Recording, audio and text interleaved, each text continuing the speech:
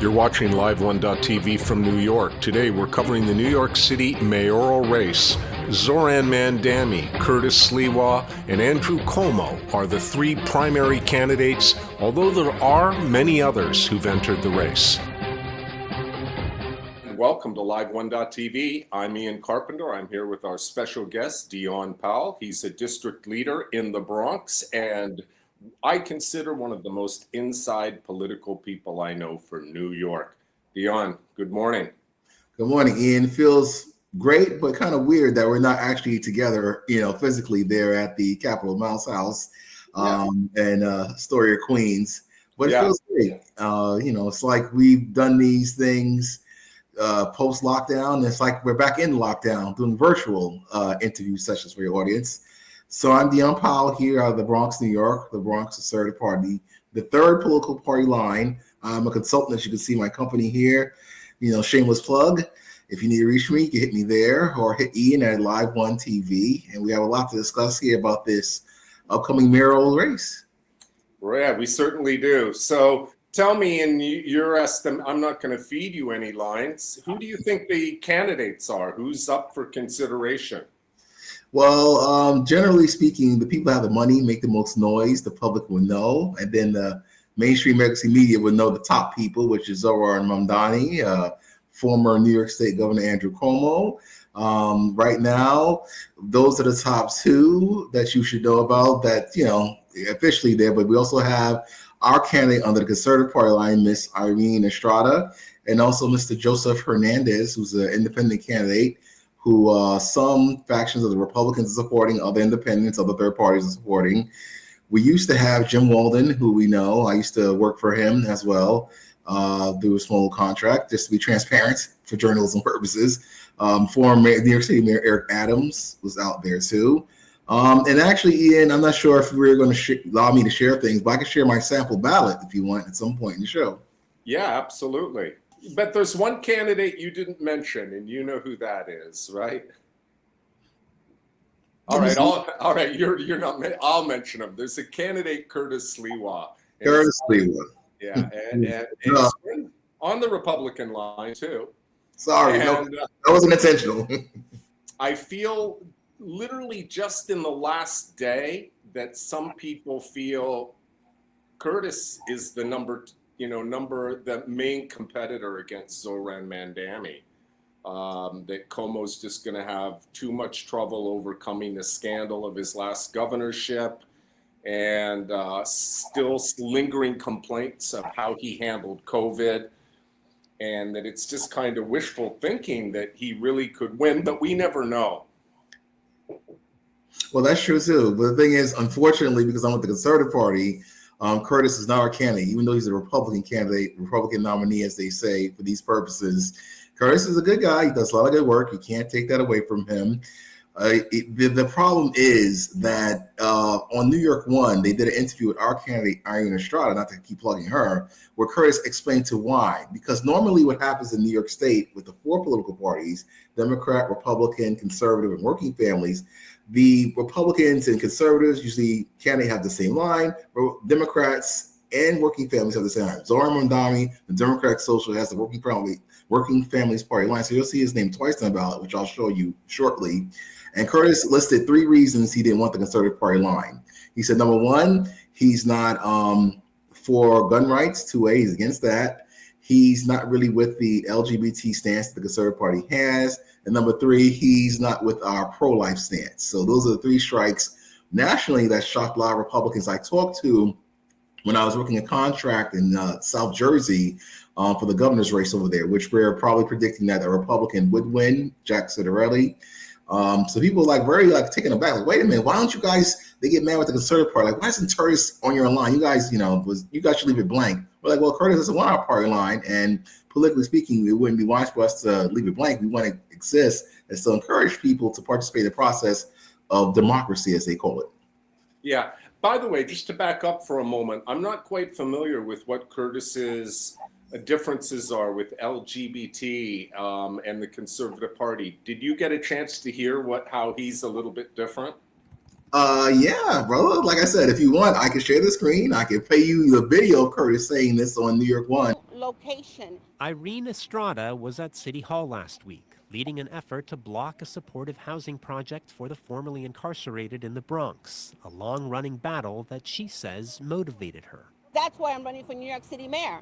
For the past 3 years, we've been hounding them, speaking to them, and I said, if you can't fix this, I'm going to be on the ballot. Indeed, Estrada is the third name on the ballot, running on the Conservative Party line despite being a lifelong Democrat.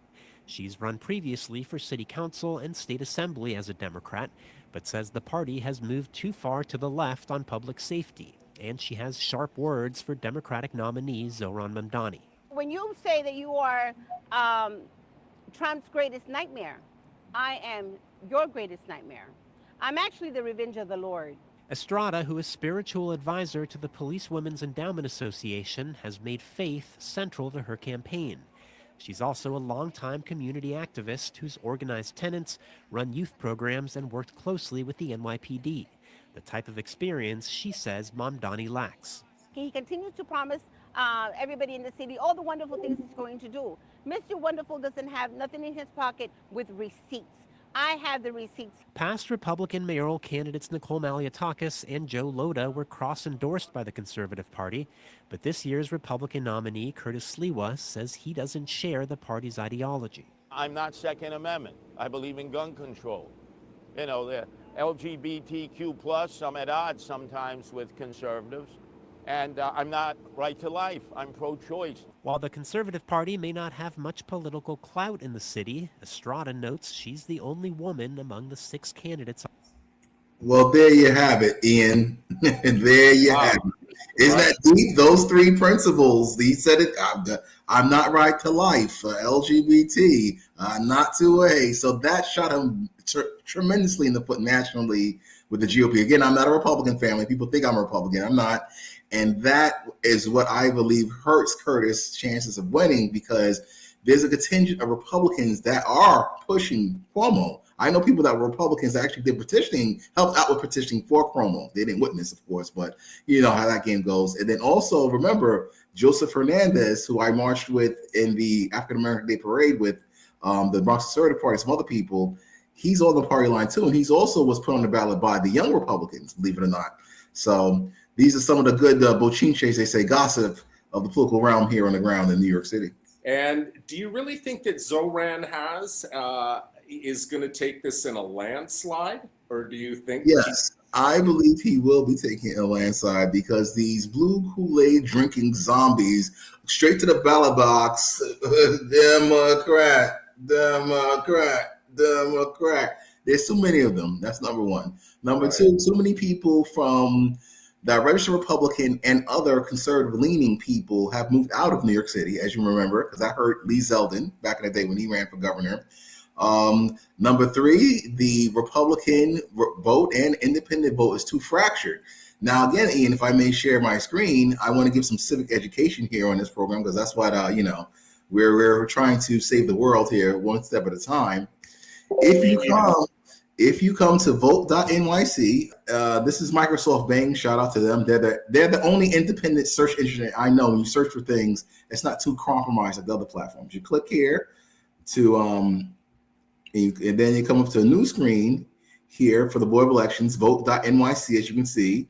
You come down here and you go to understanding the ballot. Opens up another window. And here you see the address portal. We put in Find My Poll Site. You put in the address. Let's take this address, for example, off the top of my head here, of course. And then you go to look up. And then you have your whole screen here with your address and your early polling site. Voting starts the 25th to the 2nd. And it gives you all the convenience days for you to vote. And then the big day itself, Tuesday, November 4th, at your main place, the poll site, which, to vote. But most importantly, hidden in plain sight, these vendors, Board of Elections, view sample ballot. And then it's going to look like this. That's what you'll see on your computer screen when you go to vote, all these wonderful candidates. Now, mind you, Eric Adams is still on the ballot. Oh, he dropped out. Jim Walden dropped out. But when you click view sample ballot, let's see here. come over here and you can see it comes up to a nice PDF of what you actually see in the voting booth.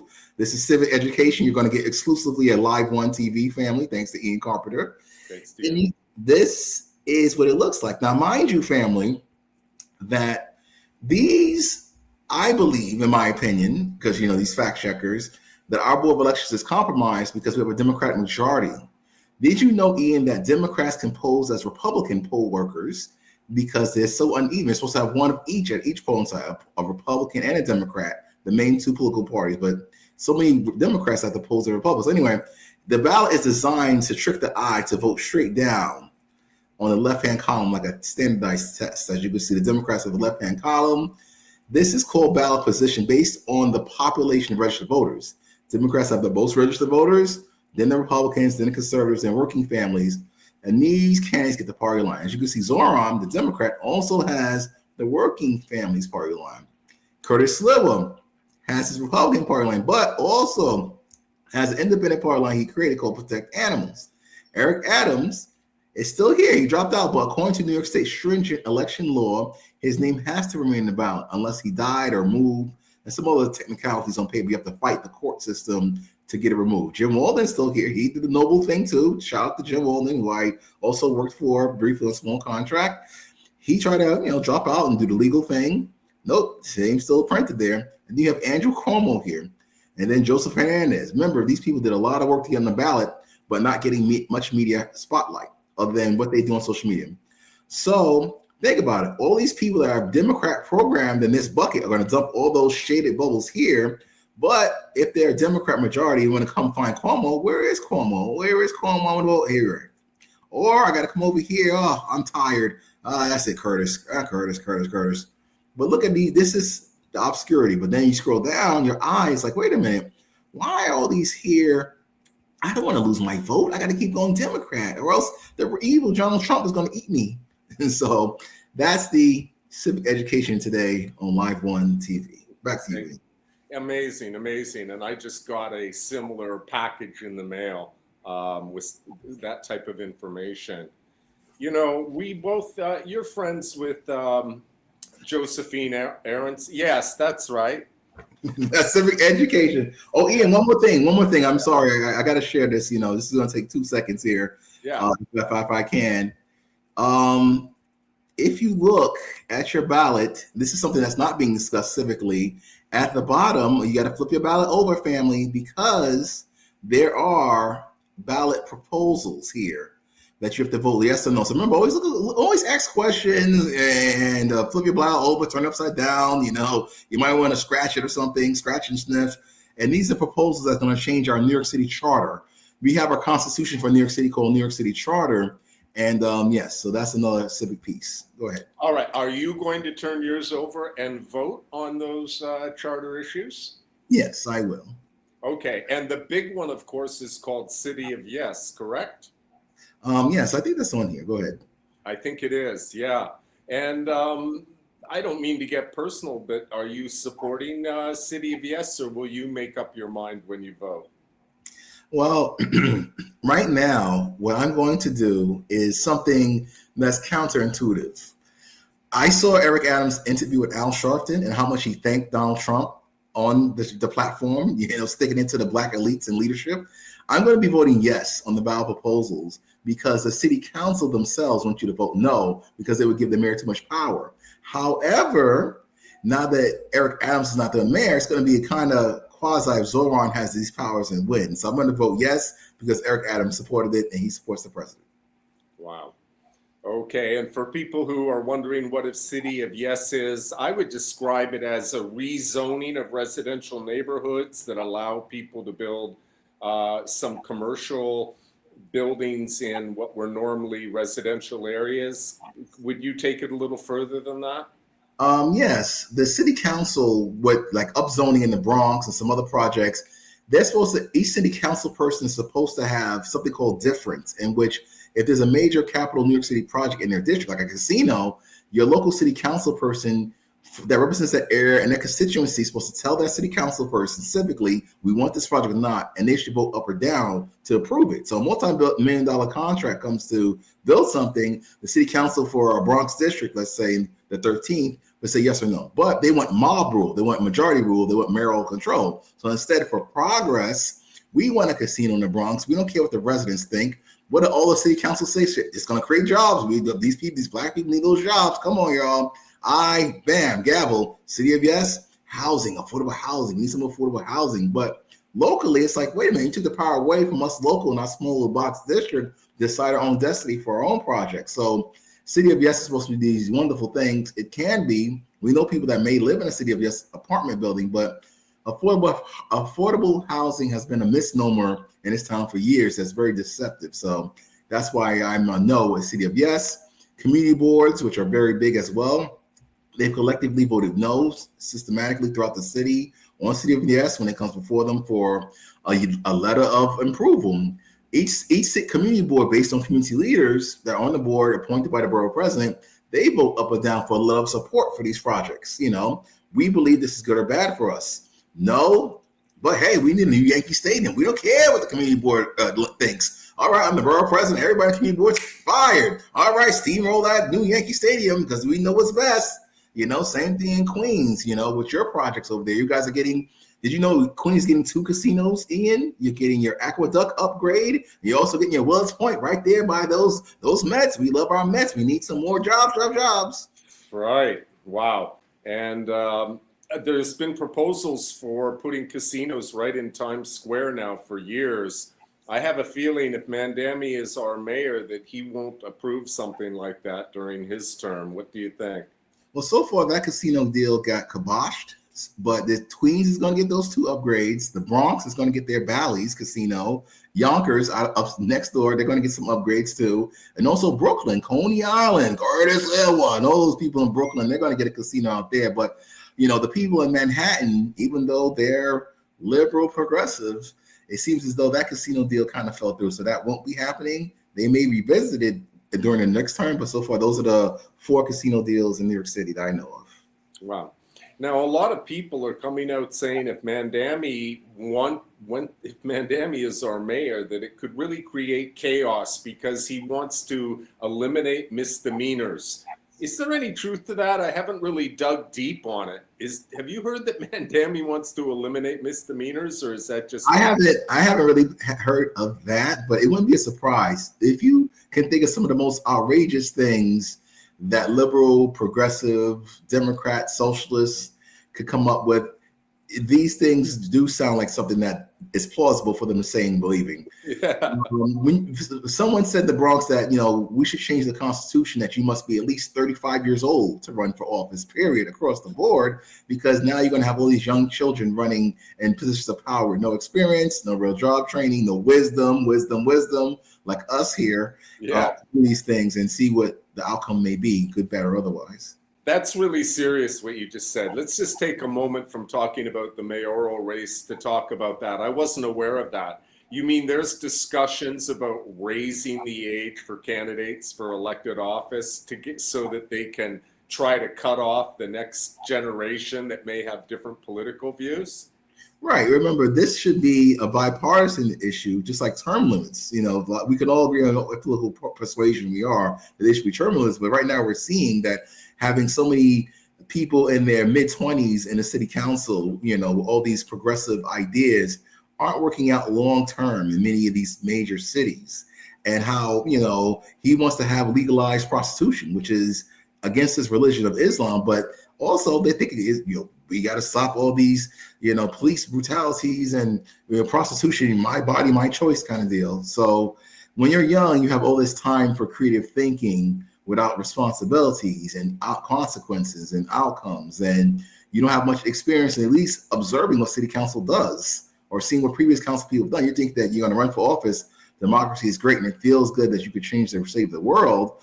But then long-term thinking, raising the minimum wage for $30 when that might be a bad thing for people that actually have what? Public assistance.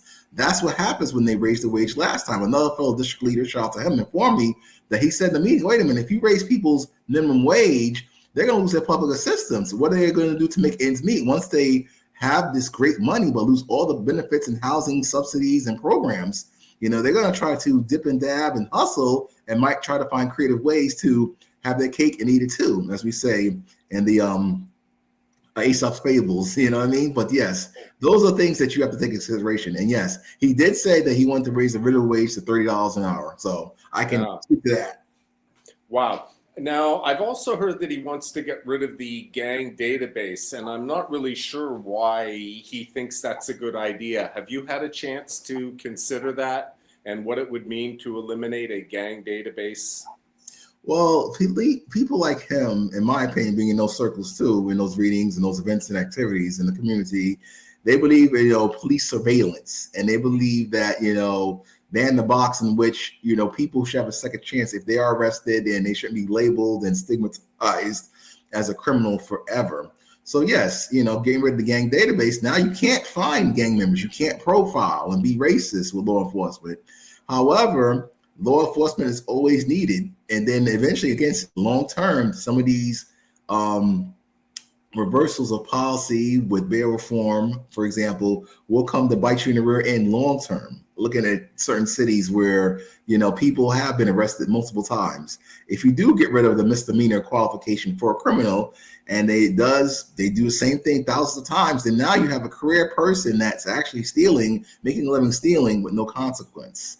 And that could hurt and inspire more to do so, and also creates a very toxic, poor quality of life. Crime numbers may be down on paper, but quality of life is horrible. So the qualitative data versus the quantitative data for the public, reality versus perception, which you said earlier. And there's a couple of other big Mamdani proposals. It's kind of like he's, handing out candy to kids, free buses. And what do you think of the free buses proposal by Mamdani? It sounds good, it feels good, but then now you have to also catch yourself like, wait a minute, it may be too good to be true. You see all these cliches, you'll understand when you're older, quote unquote. Mm-hmm. This is the seasoned wisdom even I've learned in my 44 years on this earth, if you can believe that. So I've become one of those people, one of those talking heads. So yes, the free buses sounds great. How's it going to get paid for, and those technicalities on the back end? But yes, that would be great and all, but we'll see how it happens. For example, in the Bronx, even me, I'm guilty because they also have discussed increase, and they voted on the fare. The $2.90 is supposed to be going up to $3. Why is that a major issue in this mayoral forum? But yes, if he wants to remove it and throw it out, then again, just like the Bronx, 149th Street, 3rd Avenue, Fordham Road area where you've been and you've conducted interviews, that's where socialism and capitalism collide. When you see people that are on these substance abuse programs where they think everything's free and, they're not working, there are zombies out there hustling, begging, screaming, and all that mental illness stuff. But then you have capitalism. You have the programs there set up there with the methadone programs or, the public assistance office where people are actually making money from their behaviors, from their children in their schools and their teachers and all these other workers. They take their money and they go live in their nice, comfortable houses and their think tanks and their Zoom sessions and their ivory towers, as they say. They figure out creative ways to help us, but they're making all the money and bringing all the food stamps and the programs and the consultations and the free housing subsidies and on and on. So that's where socialism, capitalism collide on 125th Street and Lexington Avenue in Manhattan. And also over there in Queens too, what we have over there, you guys have Roosevelt Avenue. So, you could think of all these places throughout New York City with socialism and capitalism, democratic socialism, encounter each other real time. Yeah, no fooling around. Remember the U.S. Senate candidate Diane Sayre? She was working very closely with Jose Vega, who's still campaigning for defeating Richie Torres is right. His goal. I know those guys. Right. I'd like to talk about them in a second, but Diane was talking about the Bronx would be a great place for putting in colleges for space research and industry related to the space industry, which is in all likelihood picking up in the United States because of SpaceX and the plans to return within just a few years to the moon, and then a little bit longer term to get to Mars. Do you remember hearing those ideas? Did they reach you that she was suggesting that the Bronx would be a great place for investment for jobs related to space industries? No, I haven't spoken to Diane, but she does send me information because I'm on her list. And Diane, I can speak to. I work for her as well as a consultant. She's come to the Bronx. She's seen our issues. She's spoken at events and activities, and she has great ideas. And I've always encouraged Diane, no slight to her, to run in Rockland County. All politics is local, and this network, and then builds. But some people like her and Larry Sharp, who I'm sure will be on your radar eventually, want to run for governor, which is fine. But again, the Bronx, we have certain things like this. We have SUNY Maritime College, which is the exclusive maritime college for all those naval arts here in the Bronx. How many people in the Bronx know it exists? Apply, but it sounds like a good idea on the surface for jobs, innovation. But we were promised all this back in the 90s with me and computer science and all these wonderful things. But in practicality, the needle in the Bronx hasn't moved one way or the other when changing certain stigmas and activities and ownership and leadership and capital.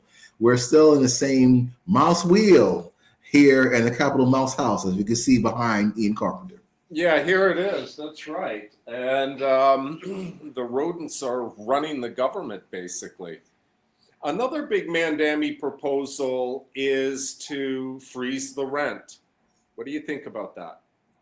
Well, again, that's when I got to give a shout out to Theo Chino, who exposed that these rent freezes, these rent vouchers, and all these wonderful things across the board, that's okay. But then what about the landlords? We want more owners. We want more people in the community to Airbnb their apartments to become millionaires, like that one person who did it with their NYCHA apartment years ago.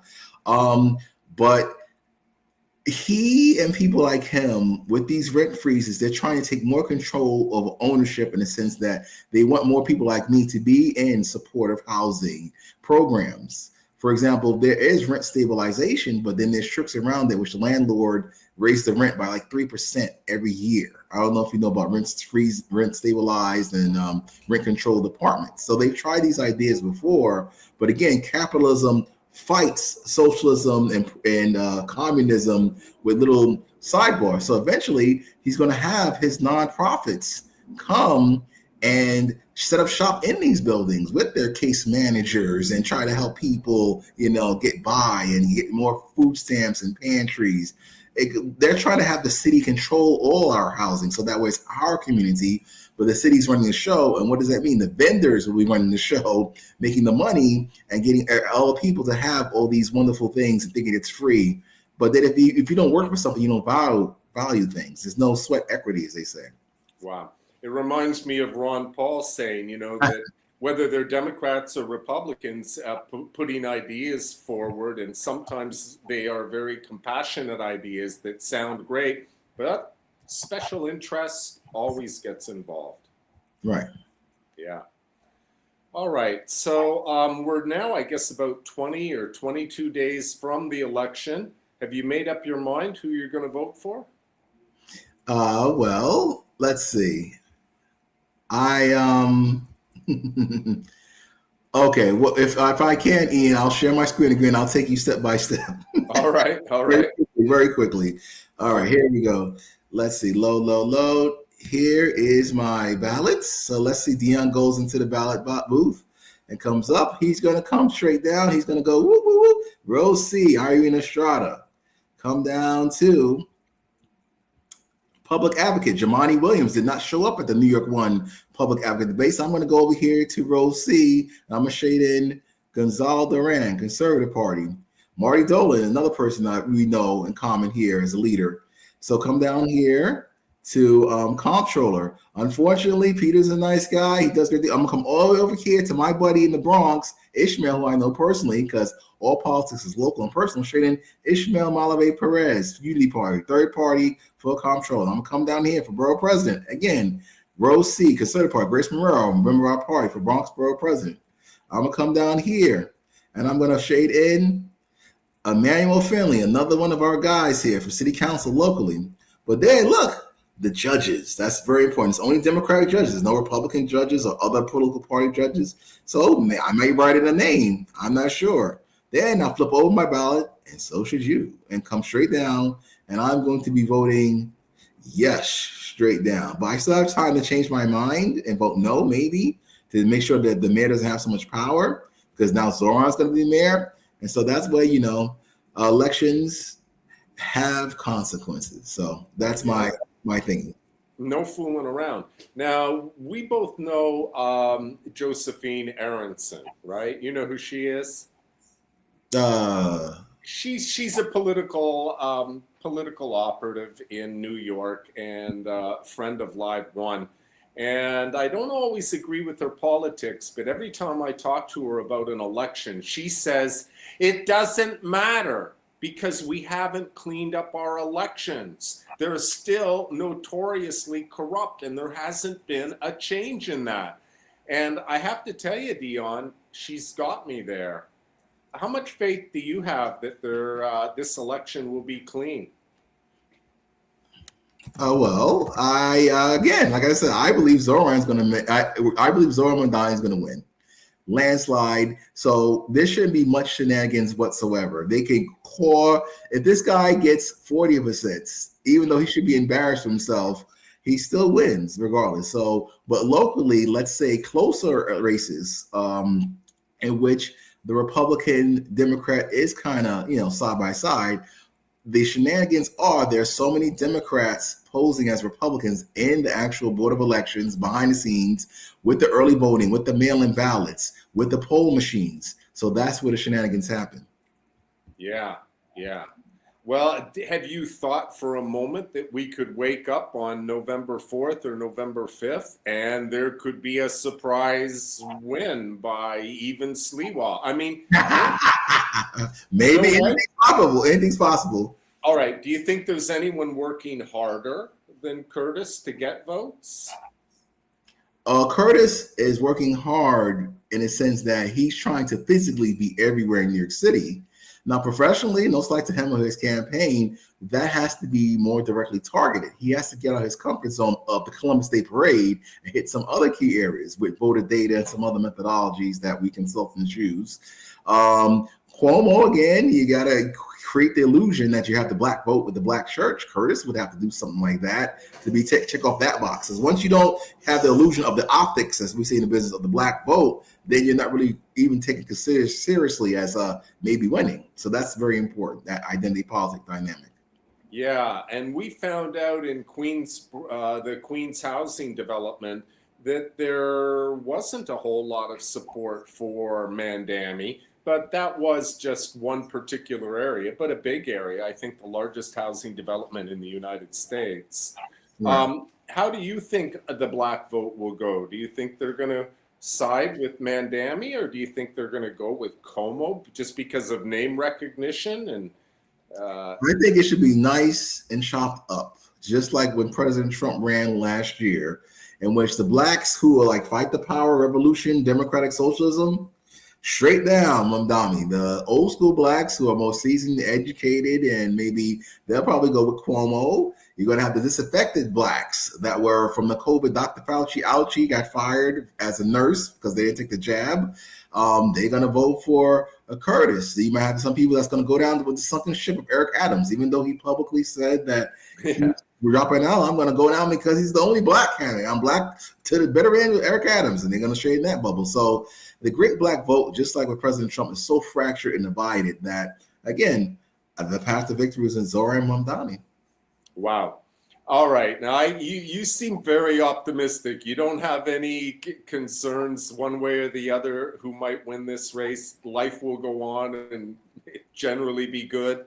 Well, the thing is, you got to look at the races of Virginia and New Jersey, with those governor races potentially going red to the Republicans, and Virginia being a somewhat of a swing state now. New Jersey going to be a swing state. New Jersey, blue collar New Jersey in 2028 may become a swing state. That was a part of my script when I door knocked that. Did you know if Jack Ciattarelli wins in 2028, New Jersey may become a swing state? Imagine. So those are the things to watch out for. New York City will be the litmus test, the petri dish of what will happen to the rest of the country if we go with Democrat socialists. But also Chuck Schumer, Hakeem Jeffries, these guys are being primaried by these Democrat socialists. Did you know that? Hakeem Jeffries is potentially going to be primaried by a Democratic socialist city council person. So you have to look at how they're infighting in the Democratic Party, fighting for power for these young progressives and their movement to make some changes. AOC may be running for president. She may become a Democratic nominee for president of the United States. So you could just imagine in your horror or not horror what will happen. Oh man, Dion really, for people who are listening, Dion really is an insider. I really appreciate being able to talk with you, honestly. All right, should we wrap it up and let's go and come back again soon? Perhaps in a couple of days. There'll be more developments as this race gets to the finish line. So, yeah, I'm just happy, Ian, to say here on LiveONE TV, we're not scared to actually tell people who we're voting for and why, and who are exposed what the ballot looks like, who are all the candidates, because I believe that candidate information suppression is a photo of voter disenfranchisement, and that should be, and voter suppression, that should be more talked about. So here on LiveONE TV, thanks to you, your program, like I said, a lot of programs that people encourage me to be in front of the camera, that we are the news and so are you viewers.